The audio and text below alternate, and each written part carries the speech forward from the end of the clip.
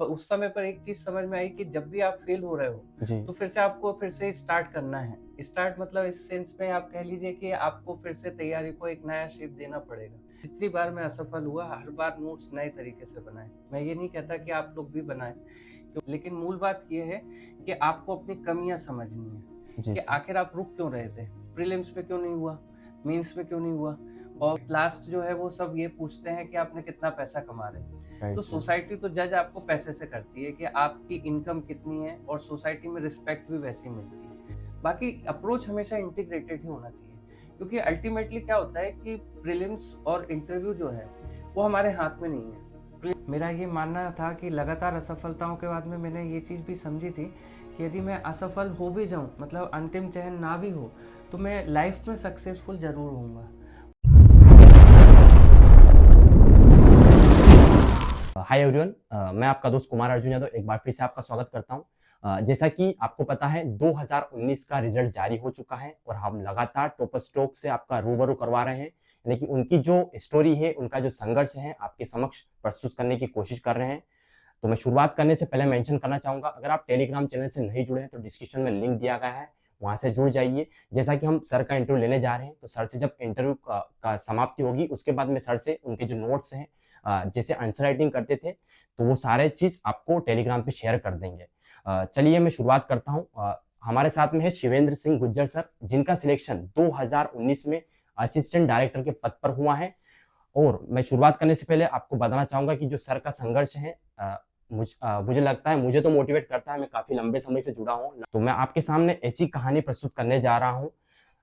Sir के संघर्ष के बारे में 2013 से सर लगे हुए हैं और 2019 में जाके सर को सफलता मिली है।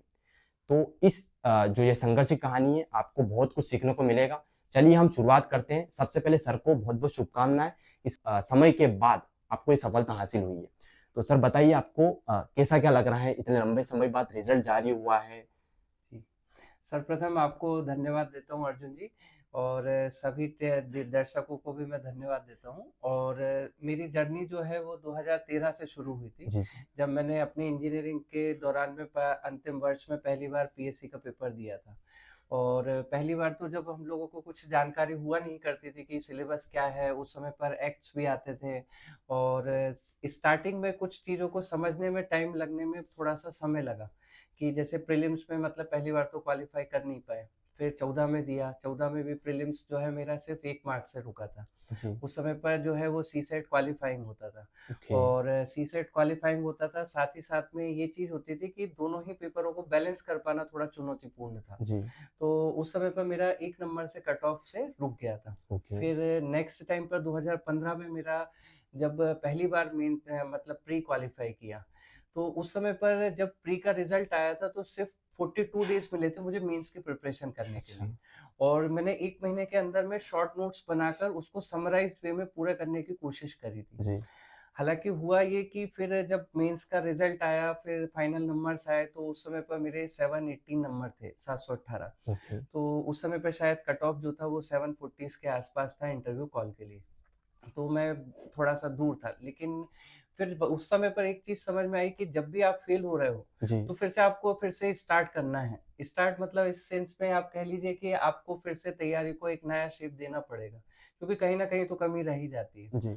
फिर 2016 का अटेम्प्ट कुछ ऐसा हुआ था कि मतलब मेरे परिवार में कुछ समस्याएँ थी, जिसके कारण से मुझे हॉस्पिटल में रहना पड़ा था, जी। मतलब अपने रिलेटिव्स के साथ में। ओके। तो वो मतलब प्रीलिम्स आया और चला गया, मतलब पता भी नहीं चल पाया जी। था।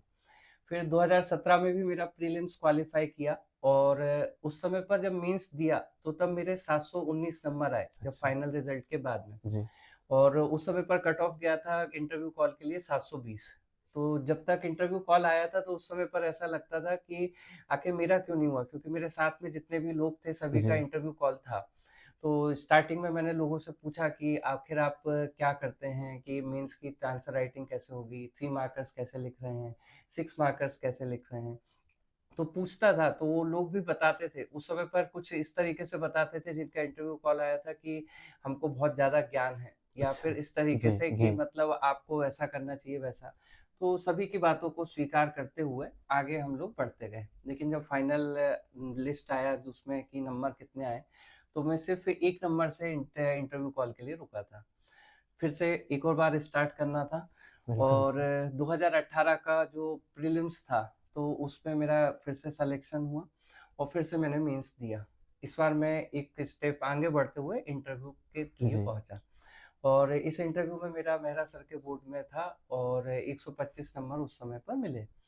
लेकिन जब फिर मैंने देखा कि जब पहली बार तो जब ऑप्टेन मार्क आते हैं तो उसमें सिर्फ नंबर्स आते हैं कि आपको किसमें कितना मिला है। तो जी। मेंस में मेरा 734 था, तो इंटरव्यू 125, तो फिर से मैं कुछ 20-25 नंबर से फाइनल लिस्ट से रुका था।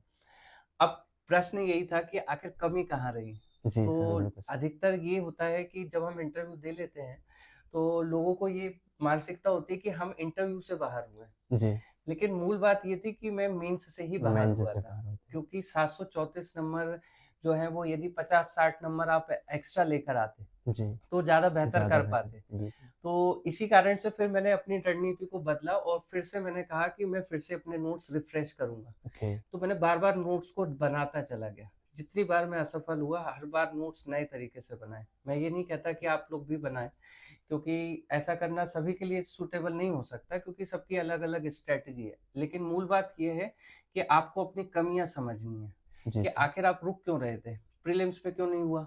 मेंस में क्यों नहीं हुआ? और फिर उसका जब इंटरव्यू के बाद बाहर कहाँ से हुए? तो मूल बात ये थी कि मैं मेंस से ही बाहर हुआ। तो 2018 के बाद जब फाइनल लिस्ट आया तो इंटरव्यू के बाद में क्या होता है कि कॉपी देखने का मौका मिलता है। जी सर। तो मार्कशीट आई मेरी, मार्कशीट में देखा मैंने तो शुरू के 4 पेपरों में मेरी स्कोरिंग काफ़ी अच्छी थी। लेकिन हिंदी में मुझे सिर्फ़ 102 नंबर मिले थे और ऐसे में मेरा 43 था। ओके। तो इससे ये समझ में आता था कि जहाँ पर मेरे मतलब 150 नंबर शायद कई लोगों के आते थे जो हिंदी में स्कोरिंग कर सकते थे, जी। वहाँ पर मैंने 2 सब्जेक्ट में मिलाकर इतने मार्क्स ले पाया। तो वो बहुत बड़ा सेटबैक था कि मेरे नंबर कम हुए थे। तो कॉपी देखने गए आरटीआई के माध्यम से, फिर वहाँ पर जाकर ये समझ में आया कि आखिर 3 नंबर, 6 नंबर और 15 नंबर में कहाँ-कहाँ पर कमी थी। तो एक बात समझ में आई कि 3 नंबर का जो सेट था, वो ऑलमोस्ट पूरे सिलेबस का जो 1400 का मेंस होता है, उसमें 375 मार्क्स का होता है, उस जी। समय पर जी। 18 के पैटर्न में। तो मैंने देखा कि 375 में से मेरा स्कोरिंग सिर्फ 196 था और जहाँ पर मैं स्कोर कर सकता था कितना 250 से लेकर 300 तक, ओके। क्योंकि 3 मार्कर्स एक ऐसा सेट होता है, जहाँ पर आपको फुल मार्किंग्स मिलती है। राइट। और चूँकि मैं कॉपी देखने गया था तो मैंने वहाँ पर देखा भी था कि वहाँ पर आपको मिलता है कि आपने यदि सटीकता रखी है, आपने आंसर में जो डिमांड है उसके अनुसार लिखा है तो 3 नंबर फुल मिल रहे थे। ठीक है, उसमें कम रहा, तो फिर देखा कि 6 और 15 में क्या स्थिति है। तो 6 नंबर और 15 नंबर मेरे बहुत बेहतर थे। तो आप ये अंदाज़ा लगा सकते हैं कि यदि 3 नंबर में मेरे बहुत कम थे तो उसके बाद 6 और 11 ही 6 और 15 ही थे, जिसके कारण से मुझे इंटरव्यू कॉल हो पाया था। ओके। तो मतलब 15 में से मुझे अच्छा 10 के ऊपर नंबर हमेशा हर क्वेश्चन में मिला था। तो एक बात तो समझ में आई कि मेरा जो सबसे बड़ी कमी थी वो 3 मार्कर्स था, हिंदी था और ऐसे था। इसके बाद फिर क्या हुआ कि 2018 के बाद जैसे ही मेंस दिया था, तो उसके बाद मुझे लगा कि मुझे अपनी तैयारी को अंतिम लक्ष्य तक पहुँचने के लिए मुझे टेस्ट सीरीज़ से जुड़ जाना चाहिए। ओके। क्योंकि उस समय पर टेस्ट सीरीज़ का दौर भी थोड़ा-सा शुरू हो गया शुरू था। हो गया। तो फिर मैंने भोपाल में टेस्ट सीरीज़ भी शुरू की और साथ ही साथ मैंने पढ़ाना भी शुरू किया। तो मैंने एमपीपीएससी की निजी संस्थानों में ही जी। क्लासेस लेना शुरू किया। मूल बात ये थी कि वहाँ पर भी मैंने ज़्यादा क्लासेस लेने का लालच नहीं किया। जी। वहाँ पर मेरा टारगेट चूँकि सिलेक्शन लेना है और उसके साथ-साथ क्या है कि यदि मैं बच्चों के पास जा रहा हूँ, तो ये मेरी नैतिक ज़िम्मेदारी भी है कि उनको भी सही गाइड करूँ। तो इस कारण से सिर्फ़ उतना ही बताया जो कि एग्ज़ाम पास करने के लिए उनके लिए जी ज़रूरी है सर, और मेरे लिए बिल्कुल। ज़रूरी है। तो अच्छा हुआ कि ईश्वर की कृपा ऐसी रही कि अच्छा मतलब मुझे बहुत सारे सब्जेक्ट्स पढ़ाने को भी मिले और मेरे बच्चे जो स्टूडेंट्स थे उन्होंने भी बहुत अच्छे तरीके से कोऑपरेट किया और हम लोग सभी मतलब एक ऐसा माहौल रहा कि हमने टेस्ट सीरीज वगैरह से लेकर के सारी चीज़ें चली। इम्प्रूवमेंट अपनी हर एक कॉपी में करते चले गए। जहाँ पर यदि आपको कहीं मात्राओं की गलती है, वो बताई गई है तो उसको सुधारिए, उसको इम्प्लीमेंट करिए। फिर आप उसको और अच्छे तरीके से कैसे डिज़ाइन किया जा सकता है, तो बहुत सारे माध्यम हो सकते हैं। कोई आपको छोटा बच्चा भी बताता है तो भी सीख जाइए यदि कोई बड़ा बता रहा है तो भी सीखिए। जी सर। मतलब आप ऐसा नहीं है कि आप एक बार इंटरव्यू दे चुके हैं तो इसका मतलब ये है कि आप किसी से सीख नहीं सकते। जी सर। तो अपनी लर्निंग प्रोसेस तब तक जारी रखना है जब तक कि आपका सिलेक्शन फाइनल ओके। ना हो जाए। सर आपने बताया आप 2013 से लगे हुए हैं। जी, लगातार 2013 से आज 2024 हो गया है। जी। कम से कम 11 साल हो गए लगभग, हाँ, है ना? मतलब 11 साल 11वां हो गए, साल शुरू हुआ शुरू है। हो गया है। जी, तो इतना पेशेंस रखना, इतना संघर्ष के बाद जी, हर बार लगातार आप कहीं चुनिंदा नंबरों से रह रहे थे। जी। तो कैसे अपने आप को पेशेंस बनाया? हो सकता है सोसाइटी का भी प्रेशर रहता है, आस-पास का रहता जी। है कि इतना समय हो गया है आपको, फिर आपने इतना परिश्रम करते हुए ये सफलता हासिल की है। तो इस बीच में क्या-क्या ऐसे कैसे मैनेज किया आपने अपने आप देखिए हर व्यक्ति के जीवन में कुछ ना कुछ संघर्ष ज़रूर चलता ही रहता है और एक समय ज़रूर ऐसा आता है कि जब आप बिल्कुल लोअर लेवल पर हो जाते हैं, जहाँ पर आपकी स्थितियाँ जो हैं वो पारिवारिक हो सकती हैं, जी, आर्थिक हो सकती हैं, सामाजिक हो सकती हैं, किन भी परिस्थितियों में आप लोअर फ़ील करते हैं। और उस समय पर जो है वो थोड़ा-सा समय का इंतज़ार करना मेरा ख़्याल से बेहतर होता है। तो सबसे बड़ी चीज़ क्या है कि पेशेंस तो है, पेशेंस पीएससी ने बहुत कुछ सिखाया जी, और उसके साथ-साथ क्या है कि परिवार का सपोर्ट बहुत मैटर करता है। जी, तो परिवार का सपोर्ट तो रहा, लेकिन सामाजिक प्रेशर तो रहेगा। हर व्यक्ति ये कहता था कि इतने दिन से क्या कर रहे हो, इंजीनियरिंग किया है तो आसानी से जॉब मिल सकती है। राइट हमारे सर। साथ के लोग जो हैं वो कई फ़ॉरेन पर हैं, कोई स्वीडन में है, तो कोई जो है वो आपका अच्छा पैसा कमा रहा है, रेलवे में कोई से इंजीनियर बन चुका है। तो सभी के लोग कहते थे कि भई आखिर तुम लोग क्या कर रहे हो? जी आपके सर, पास में आउटपुट कुछ नहीं है। क्योंकि आप एट लास्ट जो है वो सब ये पूछते हैं कि आपने कितना पैसा कमा रहे हैं। राइट तो सर। सोसाइटी तो जज आपको पैसे से करती है कि आपकी इनकम कितनी है और सोसाइटी में रिस्पेक्ट भी वैसी मिलती है। एक पीएससी के दौरान में एक कांसेप्ट है जो मैं समझाना भी चाहूँगा जी सर, कि जो आर्थिक स्थिति होती है, वो आपको समाज का निर्माण करवाती है और समाज से आपका निर्माण होता है राजनीति का। तो एक बात समझिएगा कि आर्थिक स्थिति जो है वो सभी चीज़ों का आधार है। सोचिए ज़रा कि आर्थिक स्थिति से समाज निर्मित हो रहा है, समाज से ही राजनीति बन रही है और इनके मूलभूत कारण हमको हिस्ट्री और ज्योग्राफी देकर जा रहे हैं। तो ये सिलेबस को एक तरीके से आप समझ सकते हैं। तो वही मूल बिंदु है कि जब आपकी आर्थिक स्थिति अच्छी नहीं है, आपको समाज में रिस्पेक्ट कभी नहीं मिलेगा राइट सर, और समाज ने रिस्पेक्ट दिया भी नहीं। क्योंकि जब तक आप स्ट्रगल करते हैं ना तो आपको कोई नहीं पूछता। राइट सर, दूसरी बात ये है कि यहाँ पर क्या हुआ कि कोई सामने नहीं बोलता तो कोई पीठ पीछे से बातें सुनने में बिल्कुल आती। सर। लेकिन वो सब चीज़ें क्या है कि इग्नोर करने की होती हैं। क्योंकि आप यदि इग्नोरेंस बहुत अच्छे से रखेंगे, पेशेंस तो है, पेशेंस इम्पोर्टेंट है, लेकिन साथ में इग्नोरेंस बहुत राइट इम्पोर्टेंट सर, है कि आपको किन बातों को ग्रहण करना है, किनको नेग्लेक्ट करना है। हर व्यक्ति की बात को आप एक्सेप्ट नहीं कर सकते ना। राइट सर, तो इस कारण से क्या है कि आपको इम्पोर्टेंटली ये है कि आप जो व्यक्ति नेगेटिव है, तो डिलीट बटन हमेशा राइट सर, रहना हो चाहिए दिमाग में। राइट सर, तो डिलीट हमेशा बहुत काम करता है। तो वो डिलीट बटन शायद मेरे हद तक काम करती रही और नेगेटिव लोग मिलते हैं तो उनकी बातों को स्वीकार करो और एक्सेप्ट करने के बाद में किस तरीके से डील करना है वो मैटर कर जाता है। Okay sir. तो शायद एक 2 कंसेप्ट हुए, पेशेंस और इग्नोरेंस। जी सर। ये जो पीएससी का प्रिपरेशन है सर, जी। ये सर थोड़ा-सा किसी को ही रहता है ना, एक थॉट रहता है या फिर आपका कब से ये था कि मुझे इसी फ़ील्ड में जाना है? मतलब कहाँ से ये आया था या आपके खुद से अंदर से ही था कि मुझे ये इसी में जाना है या फिर कहीं से ये रहता है कि हाँ, वो कर रहे हैं या फिर फैमिली की तरफ से रहता है कि आप ये कर लीजिए? तो आपका क्या था इसमें? जी, मेरे पापा पुलिस विभाग से रिटायर्ड हैं जी, और उनके माध्यम से मैंने देखा था जो बड़े अधिकारी होते थे उनको देखा मैंने कि किस तरीके से काम करते हैं, कार्यशैली उनकी देखी, तो थोड़ा-सा इंटरेस्ट तो बचपन से रहा। कब की बात है सर ये? और थोड़ा जब परिपक्वता आती है तभी से ये चीज़ें होती हैं। तो 12th के बाद से मतलब ये समझ में आता था कि इस फ़ील्ड में जाना चाहिए जी, और उसके बाद जब ग्रेजुएशन हुआ तो इंजीनियरिंग भी मैंने बहुत अच्छे से की और उसके बाद में लेकिन इंजीनियरिंग के टाइम पर भी मेरा फ़ोकस था कि मैं सिविल सर्विसेज़ की तैयारी ही करूँ। और चूँकि क्या है कि आपका एक पर्टिकुलर एम बन जाता है तो उसी पर लगा रहना ज़्यादा बेहतर होता है। तो इस कारण से मैंने किसी कैंपस में नहीं जॉइन हुआ।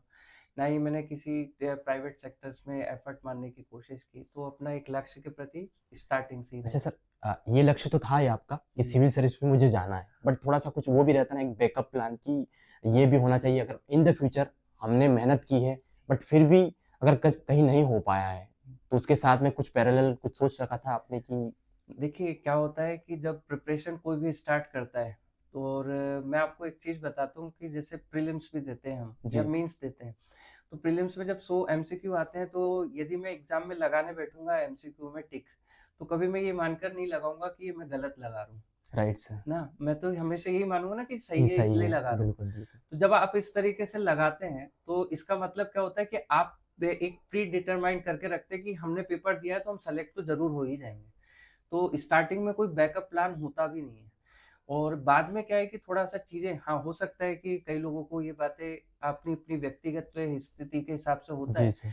तो मेरा बैकअप प्लान के हिसाब से तो मैंने बाद में सोचना शुरू करता, लेकिन मेरा यही था कि मैं इसी में लगा रहूं जब तक मुझे लगेगा। कुछ ऐसे इंस्पिरेशंस भी मिले कि जहाँ पर पीएससी में लोगों ने 38 ईयर्स में जाकर क्रैक किया है। साथ ही साथ में जैसे पीएससी पढ़ाने का कार्य जो था, तो मैंने वो भी किया। पिछले 5 साल से मैं टीचर का काम कर रहा था। तो एज अ टीचर, टीचर तो नहीं कह सकता खुद को, लेकिन एक मेंटोर कह सकते हैं थोड़ा बहुत। तो उस तरीके से मतलब काम चलता रहा।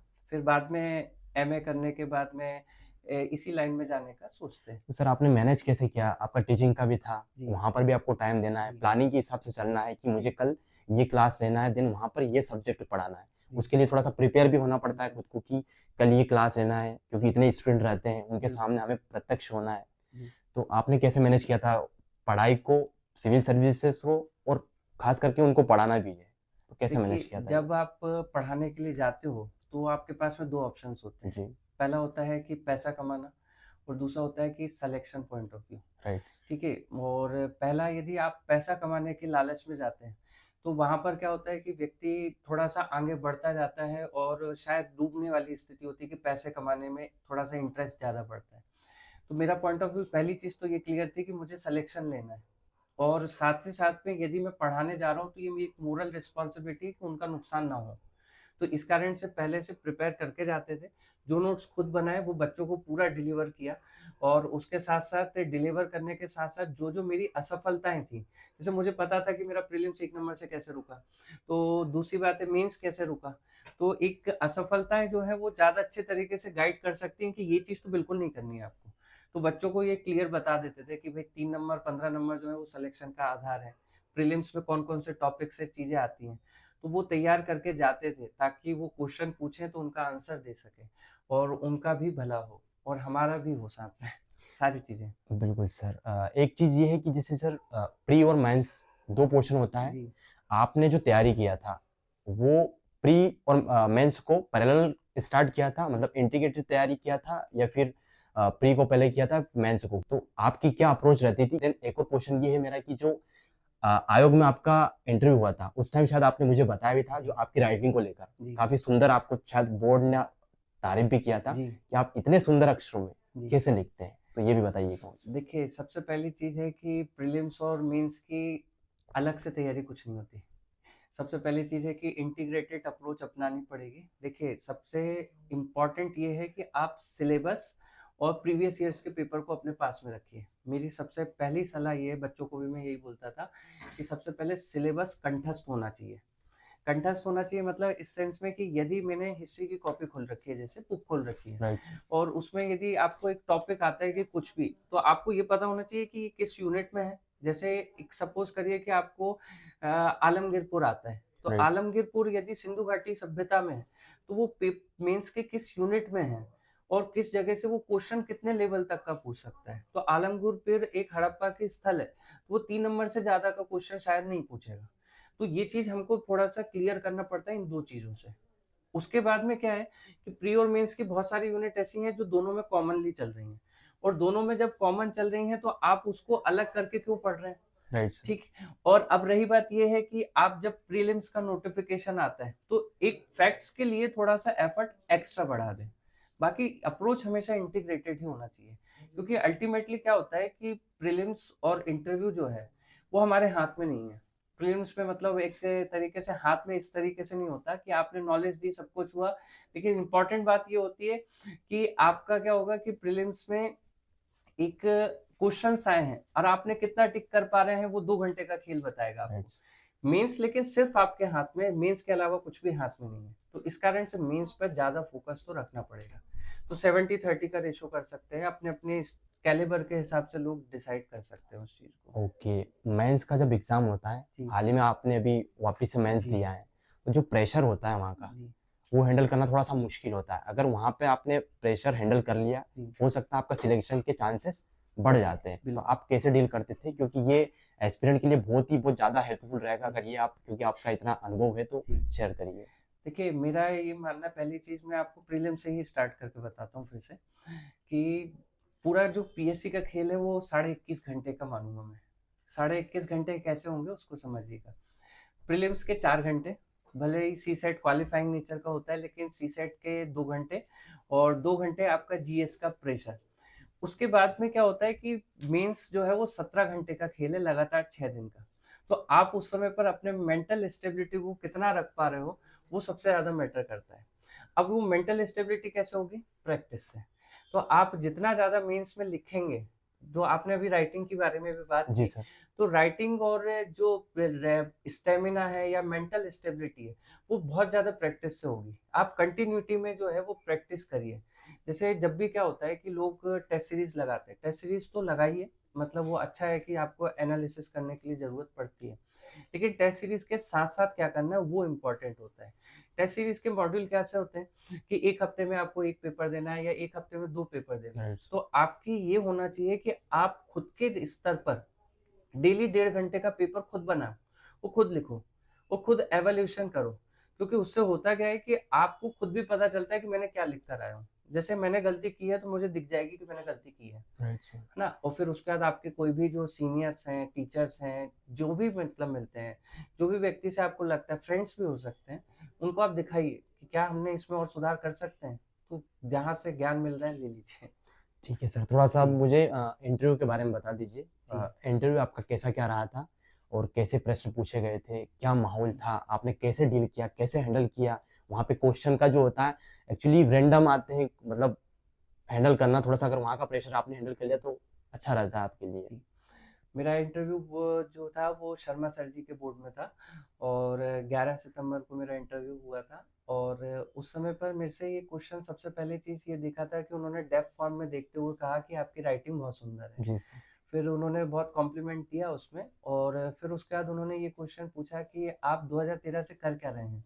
अच्छा। तो मैंने बताया सर को कि सर मैं सतत प्रयासरत हूँ और लगातार पीएससी के लिए कार्य कर रहा हूँ। फिर उन्होंने पूछा कि आखिर आपका प्लान भी क्या है फिर? तो मैंने बताया कि सर मैं वर्तमान में बच्चों को इतिहास का विषय पढ़ा रहा हूँ। तो उन्होंने कहा कि इतिहास से ही फिर क्वेश्चनिंग होना शुरू हो गई। अच्छा। फिर उनका थोड़ा-सा डाइवर्सिफ़ाइड इंटरव्यू मेरा बहुत रहा था। हर सेक्शन से उन्होंने क्वेश्चंस पूछे थे। तो ओवरऑल बहुत अच्छा एक्सपीरियंस रहता है। बोर्ड बोर्ड मेंबर से लेकर सभी कोऑपरेट बहुत करते हैं। अच्छा व्यवहार रहता है सभी का और सभी तरीके से यदि आप देखेंगे तो बहुत अच्छा सहयोग सभी का रहता है उसमें। तो अच्छा जाता है इंटरव्यू। अच्छा, इंटरव्यू जो रहता है सर, वो उसकी प्रिपरेशन जो रहती है, वो क्या सेल्फ होती है या फिर कैसे क्या होती है? अगर प्रिपरेशन आपने कैसे किया था? देखिए मैं कोचिंग इंस्टीट्यूट्स में मॉक इंटरव्यूज़ भी दिए ताकि मैं जी। अपने आप को एवेल्युएट कर पाऊँ। और उसके साथ-साथ जो सीनियर व्यक्ति हैं, उनके साथ में मेंटरशिप टाइप से भी ली जाती है, कि आपसे पूछ सकते हैं। तो होता क्या है कि डेफ का एक-एक शब्द आपको करना है। जैसे मेरा नाम है शिवेंद्र गुर्जर, जी। तो शिवेंद्र नाम जो है उसका अर्थ भी होगा, उसमें संधि भी होगी, जी। उसके और भी व्यक्तित्व होंगे। Right sir. अभी शिवेंद्र सिंह जी जो हॉकी प्लेयर हैं, उनको जी। उनको भी अवॉर्डेड किया गया। तो ऐसे व्यक्तियों के नाम खोजें। जैसे गुर्जर सरनेम जो है, तो गुर्जर वंशावली वो पूछते हैं फिर कि जी। गुर्जर प्रतिहार वंश कहाँ से शुरुआत जी। होता है। तो ऐसे ही हर चीज़ पर जाना है। मेरा डेट ऑफ बर्थ 14th अगस्त है, तो पाकिस्तान का इंडिपेंडेंस डे उसमें आता है, तो उसके बारे में आपको जानकारी होनी चाहिए। तो ओवरऑल आपके व्यक्तित्व की जानकारी के लिए आपको करना है। हाँ, ऐसा होता है कि हम लोगों को अपने बारे में भी बहुत जानकारी नहीं होती, तो मेंस के बाद आप इसको आराम आराम से कलेक्ट कर सकते हैं। और सिंपल सी बात है कि आप जितना नेचुरल रहें उतना अच्छा है। ओके। फेक कुछ नहीं होना चाहिए। ओके। आप टीचिंग करते थे, जी, तो आपको नहीं लगता कि आपका जो सिलेक्शन है, हाँ, इतना डिले हुआ? जी। हो सकता है एक रोल इसका भी हो कि आप टीचिंग में टाइम ज़्यादा देते थे, उस वजह से भी आपका थोड़ा-सा टाइम पीरियड लंबा हो गया? नहीं, मैं ऐसा नहीं समझता हूँ, क्योंकि टीचिंग में मैंने सिर्फ़ दिन का जो है वो 2 से 3 घंटे देने का कार्य किया था, ताकि मैं मतलब अपना टाइम भी दे सकूँ और जस्टिस कर सकूँ उस प्रोफ़ेशन से। वो एक नोबल प्रोफ़ेशन है और आपको एक और बात बताऊँ तो अभी 19 और 20 के जो रिज़ल्ट्स आए हैं, उसमें मेरे द्वारा पढ़ाए गए बच्चों के भी सिलेक्शन जी हुए सर, हैं। बिल्कुल मैं लेके आ और रहा हूँ इंटरव्यू आपके साथ लिए में सर। जो है उनका मतलब मेरे साथ में ही लोगों ने इंटरव्यू दिए, बच्चों ने मेरे साथ में, जी, और उनका सिलेक्शन भी साथ में हुआ। तो देखकर अच्छा लगा कि साथ में हम लोग सभी जा रहे हैं। तो मेरी असफलताओं से यदि उनको थोड़ा-सा भी सीखने को मिला, मैं ये नहीं कहता कि मेरा श्रेय है उनकी सफलता में जी या सर। कुछ भी है। यदि मैं एक भी बात बता पाया तो मेरे लिए ठीक है, वो अच्छा लगा। तो उसमें उनका भी योगदान है मेरी सफलता के लिए, तो मेरा भी योगदान है उनकी थोड़ा-सा। सर अब आपका इसमें हो गया है, तो आप जी। लगातार टीचिंग जारी रखेंगे या फिर अभी इसको क्या करेंगे अभी? जी, देखिए मैं मानता हूँ कि लोक सेवा एक ज़िम्मेदारी का कार्य है। तो मेरा मानना है कि यदि आप किसी सर्विस में जा रहे हैं तो आपको उसका लिए पूरा जस्टिस करना पड़ेगा। यदि मैं पढ़ाने के लिए आऊँगा वहाँ से, तो एक बात समझिएगा कि मैं उतना टाइम बच्चों को नहीं दे पाऊँगा। तो एक मैं उनके साथ अन्याय करूँगा और दूसरा जॉब के साथ अन्याय करना। तो इसलिए मैं नहीं समझता कि मैं दोनों तरफ में जस्टिस कर पाऊँ, और मैं ये भी नहीं समझता कि मैं बहुत ज़्यादा कुछ बता पाऊँगा उनको। हाँ, मेरा एक्सपीरियंस बताने के लिए मैं बच्चों के लिए हमेशा तैयार हूँ, लेकिन टीचिंग कंटिन्यू करना मैं नहीं समझता कि अब ठीक रहेगा।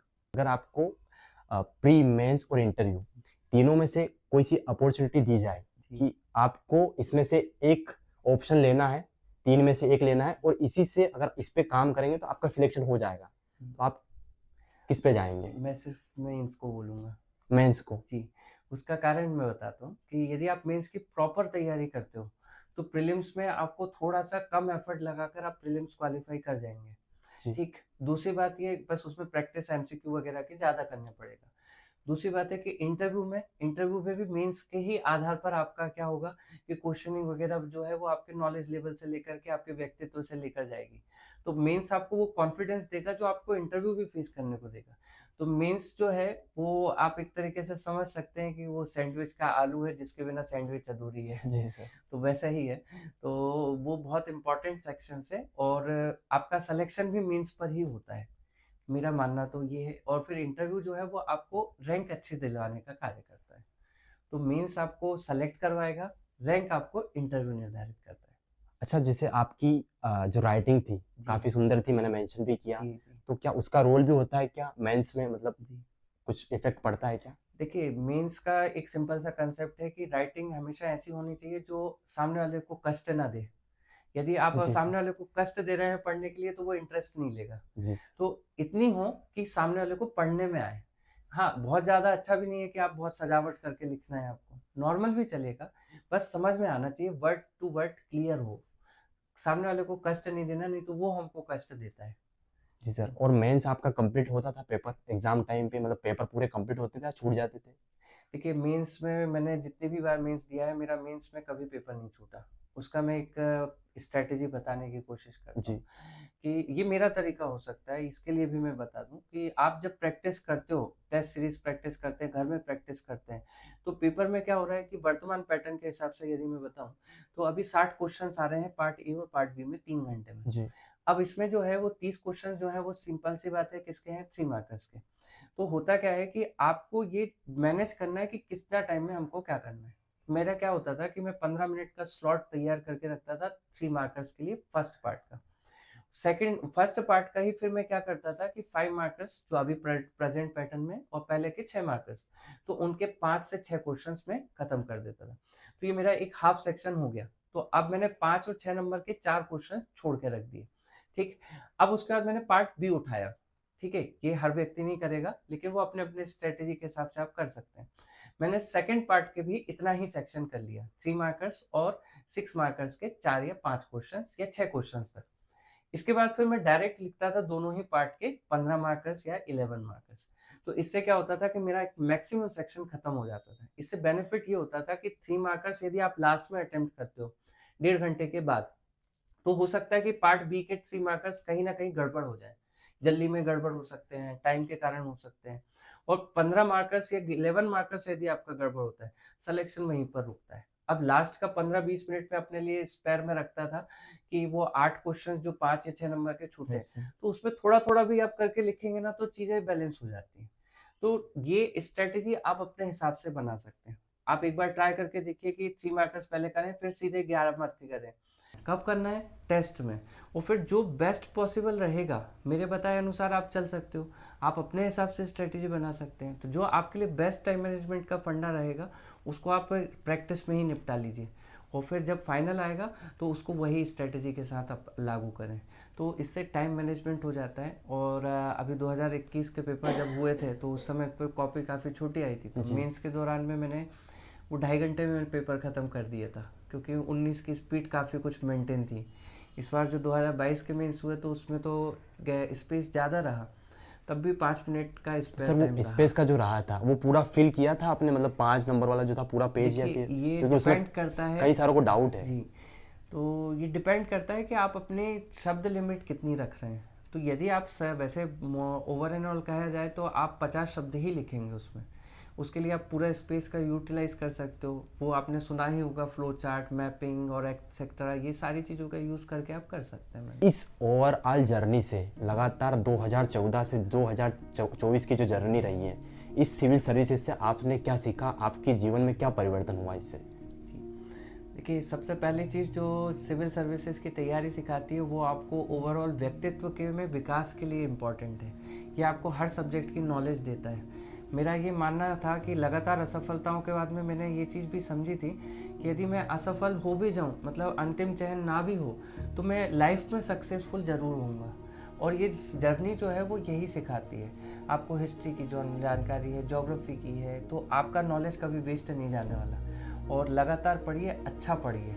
सबसे इम्पॉर्टेंट चीज़ क्या है कि ज्ञान बहुत अच्छा इम्पॉर्टेंट होता है जो आपको आगे लेकर जाएगा ही।